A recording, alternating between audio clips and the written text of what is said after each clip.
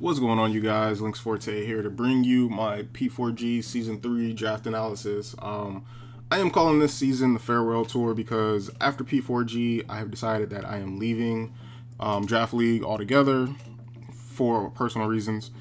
But yeah, basically the main reason I was contemplating prior to P4G just stopping altogether after APA ended.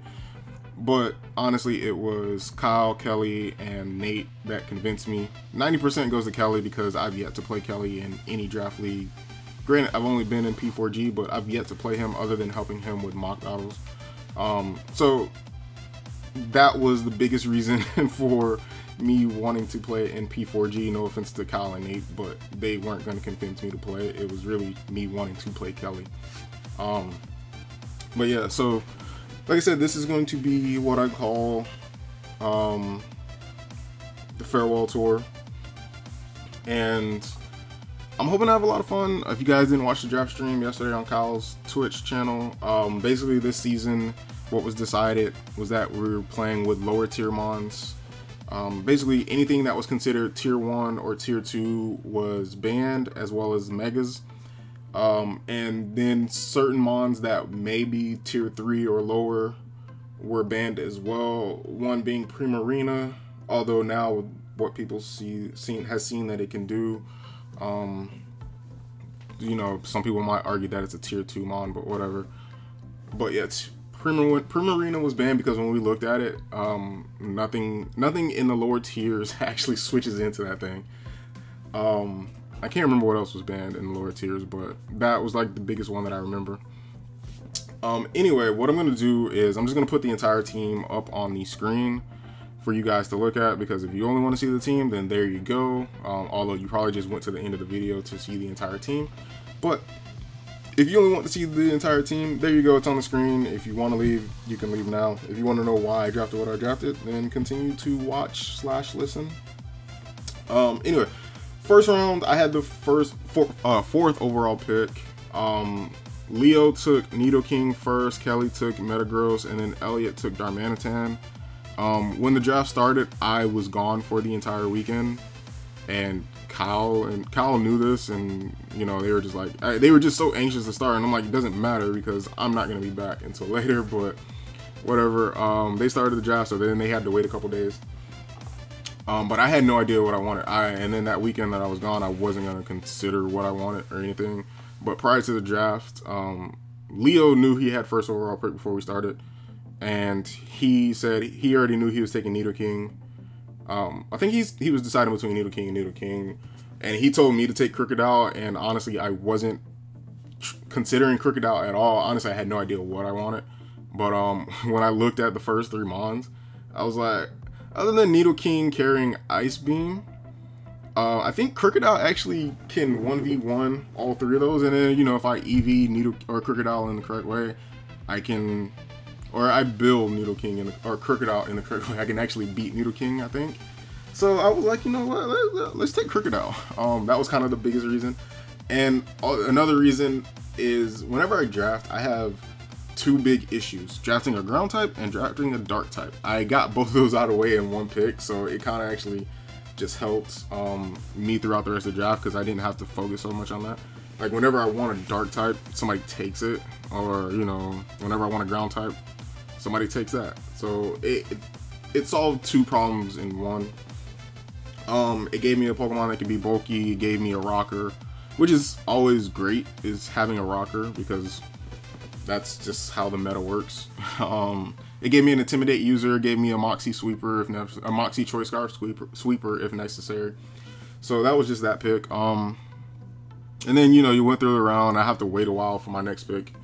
And then, you know what, I decided, I think at this point, I messaged Biddle and I was like, yo, do you want me to help me draft? Because I was busy with stuff and I wasn't 100% invested into paying attention to what was going on or thinking about a draft at all. So Biddle helped me out, pick some stuff. I don't know if he helped me make this pick or if I was just like, yo, Jellicent's a great bulky water. So I went ahead and picked that, and you know, having a bulky water is always good because I don't think Milotic was available or somebody drafted it. I just don't remember. But Having a mon that can, a bulky water that can recover, spam scalds, just bulky water in general.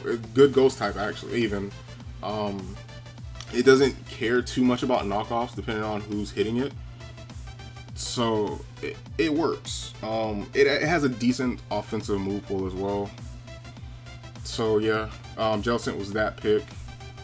And then actually during the second round, it was funny because, you know, even during the first round, a lot of steel types had been taken. Again, Kelly had Metagross. Then I think that was actually, and Empoleon went in the second or in the first round too. But I was just like, yo, I need to make sure I get a decent steel type because Bronzong was gone. And that might have been something I considered, was taking Bronzong. Registeel was gone. Actually, I think Registeel was something I wanted. Nate told me he was taking Doublade, which is cool because, but I wanted to make sure I got a decent steel. And honestly, when you look at lower tier mons, it's kind of slim pickings when it comes to steel types. Because I think the majority of the better steel types are tier 1 and tier 2. So I was just like, you know what? Magneton might be fun. It gives me electric type so I can Volt Switch around. The only thing that sucks is that quad ground weakness. But I figure, you know, maybe during my draft I can patch it up or something like that. I can pair it with something later. There was a bunch of mons that I considered. Not that they actually work together. It was just like, yo, I want to use this. I want to use that.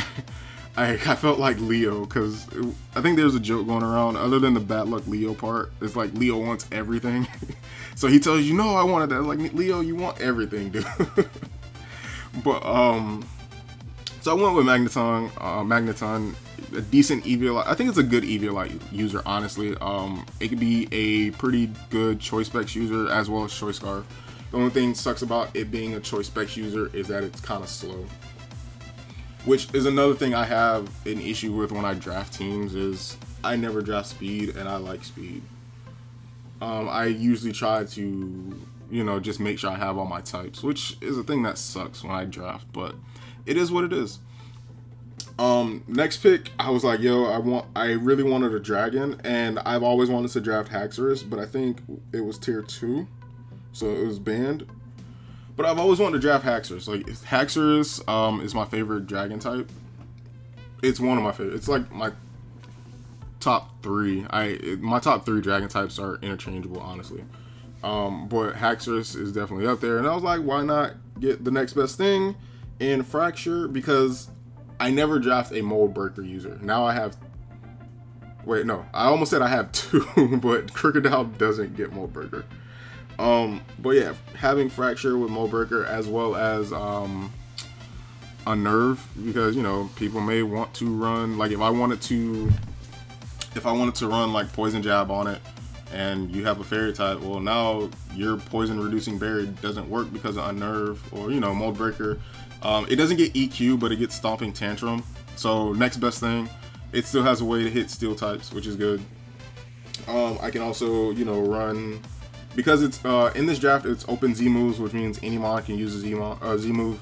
So I could potentially run Ground EMZ with Fracture, which would be good. It gives me a Dragon Dance user. So yeah, I get Fracture, which has a really cool shiny. I like it. Now my next pick, I wanted to go ahead and finish up my Fairy Dragon Steel Core. So went with Comfey. It gave me, it's funny because it gave me my fastest mon on this. I think it's on this entire team. Like, it's base 100, which is weird to me, but Comfey, I think Greg has a battle where Comfey got like a 6-0 sweep or something. I don't remember who it was. I feel like it was Greg, but it may not have been. I don't know. But it was just funny. Like, I was like, oh, Comfey can be a really good sweeper if you get it set up in the right moment. Because of its ability, any healing moves get priority. So it's like, that includes like Giga Drain. What's that fairy move? Draining Kiss, I think is what it's called. So it's like those moves get, and they get the priority, and then if you buff Comfey enough with Calm Minds, it can actually destroy a team if you put it in the right place. So yeah, I felt like Comfey would be fun. Next up is Exploud. Exploud just breaks through teams, and that was kind of like what me and Biddle were thinking. We was like, yo, I needed a normal type, and I was like, yo, let's just get something that breaks through teams, because why not? That was really the the pick with Exploud. There's nothing much more behind that. I don't think there's any other reason you pick Exploud other than to spam Boom Burst. It has a couple other moves in its arsenal, but you're pretty much spamming Boom Burst with Exploud. And then we have Medicham. Medicham was always a Pokemon I wanted to use. And for whatever reason, I've never gotten a chance, like Mega Medicham, I should say. But I figure, you know, with these lower tiers, Medicham would actually be fun to use. I could Scarf it. I could probably actually Band it. Couple different things that I could do with it. It still gets pure power, so it's still going to hit hard. Obviously not as hard as Mega Medicham, but it's still going to hit fairly hard. I don't have the stats pulled up. Actually, I could actually pull it up. Give me 1 second, you guys. I can pull this up real quick and see what the base stats are, because I have my own separate doc that maybe in the future I will release to you guys, or, you know, show you guys. I can show you guys down the road, like, this doc. I could probably give it out, but I need to get approval from somebody else because we worked on this together. Where is it? So Medicham's base attack is 60, and I think pure power doubles your attack stat. So it's gonna be like, I think this is how it works. It's base 120 attack stat. So it's hitting really hard with pure power. So you know, I get Drain Punch, I get High Jump Kick, I get Zen Headbutt, Psycho Cut, you know, different things like that. Unfortunately, I don't think it gets knockoff, but I get Ice Punch as well. Yeah, I'm almost positive it doesn't get knockoff. But it does, you know, it also has Fake Out. It gets access to recover. It gets Baton Pass, which I think we actually banned passing stats. I don't remember off the top of my head, but yeah. So got Mega Medicham. It gives me my Psychic type, Fighting type. And then I was like, you know what? This has been on my list long enough. I don't want someone to take it. Actually, I think Leo was like, yo, I'm taking Tangela. I was like, no, Leo, you're not. I'm taking Tangela because I actually need it. Because I needed to make sure I was bulky enough with this team. And funny enough, like, it's weird because I already have 2 Pokemon who are Eviolite users, but they're honestly, both of those can be non-Eviolite users and do a lot of damage. So it's like Tangela. I wanted Tangela because I like Tangrowth as a wall, and because of Eviolite, it can actually be bulkier on the special side than Tangela. It actually is bulkier than Tangela on the special side, or Tangrowth, sorry. I think the only thing that I don't get with Tangela that I would like is knockoff. I don't know if Tangela actually gets knockoff or not, but that's something I would have liked to have. But it's all good. I still get a bulky grass type, and you know, this gives me my second Mon for the fire water grass to go along with Jellicent. And then next pick, okay, so at one point I was like, yo, I want Embor because that thing just wrecks through physical walls. So I wanted Embor, but that got taken maybe early. I want to say that got taken like maybe the first 2 or 3 rounds, if not the first round. Yeah, it got taken in the first round actually. So it got taken 3 picks after I picked Crocodile. So there was no getting Embor. There was a couple of fire types that were on the list, but ultimately Typhlosion was decided on, mainly for its speed and different uses. Can't think of too many reasons, honestly. Again, the draft happened so long ago, I don't remember all the reasons for drafting everything. But we got to the point to where we had to draft 2 NFE Mons, or it was in a tier, so not everything was going in that NFE tier. So for instance, Magneton was obviously not going in that NFE tier. Fracture, if this was a full-on, you know, Mega tier 1, tier 2, all the way to tier 5 draft, and then you added an NFE tier, Fracture probably would have been in that tier, but because we got rid of that tier 1 and tier 2 as well as Mega, Fracture got moved up. I think Fracture, if we were to put in a tier, Fracture would probably be like in tier 4 or something like that. So, you know, neither one of those 2 Pokemon were considered NFE Mons as far as this draft was concerned. So I was like, yo, I think I'll take Anorith. I honestly don't know how you pronounce it. But the reason I took it was because, well, 1, it has priority. 2, it gives me another rocker, which I did not have on this team at all. I had just Crocodile. And then 3, it gave me a rapid spinner. Because all I had for hazard removal was Comfort. And that has defog. And it's like, I don't want to have to rely on Comfort carrying defog every single time I need to make sure that my team isn't weak to hazards. So we went with that.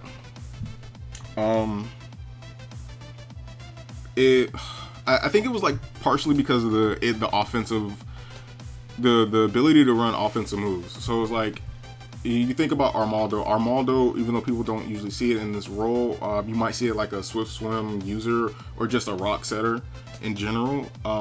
It gets stealth rocks, it gets knockoff. I know Armaldo gets knockoff. I'm not 100% about Enerith. I would assume Enerith gets knockoff as well. But you think it has a base 95 attack stat. And so give him an SD, decent speed in 75 for what it is.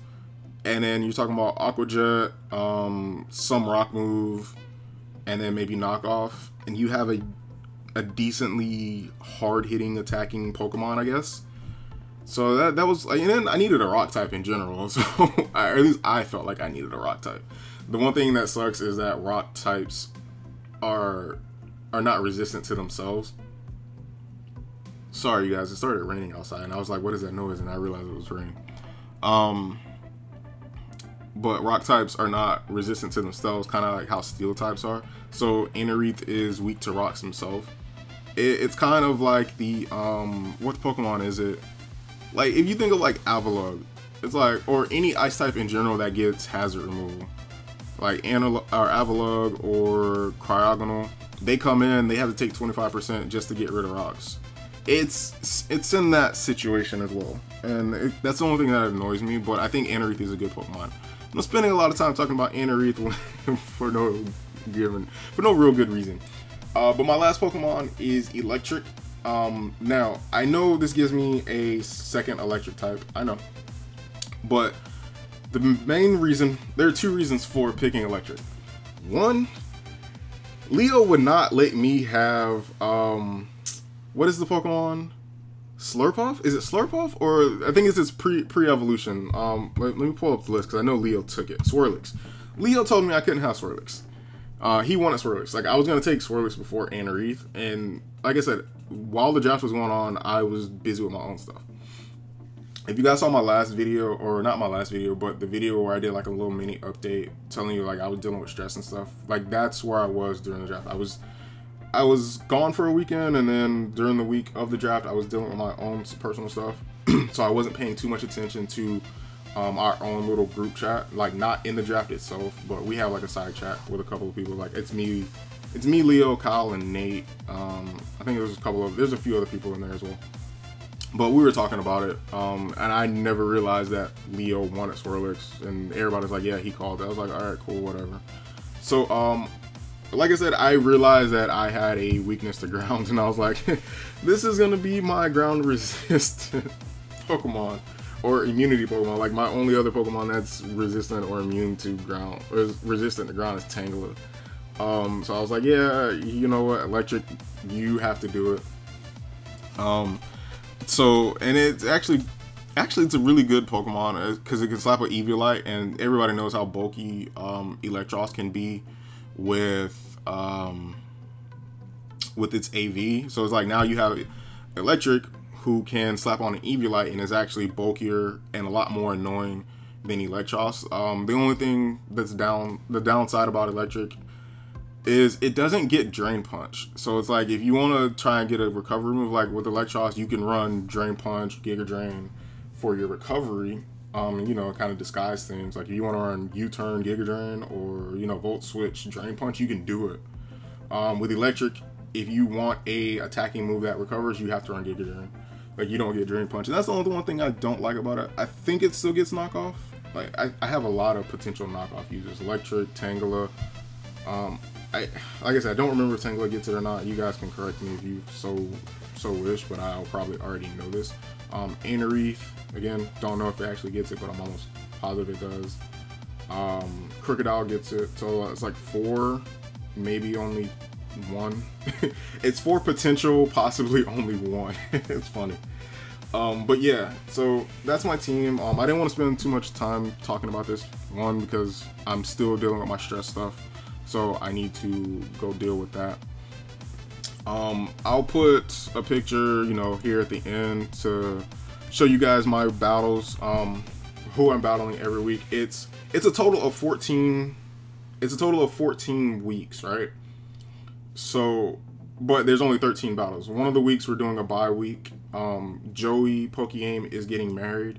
So if you guys didn't know that, either go to his YouTube or go to his Twitter and just tell him congratulations. Joey has been around for a long time. I've been watching him for years. He's an amazing guy, obviously. But we're all really happy for him. So, you know, he just asked if we could, you know, work or we could do something. Well, he didn't so much ask.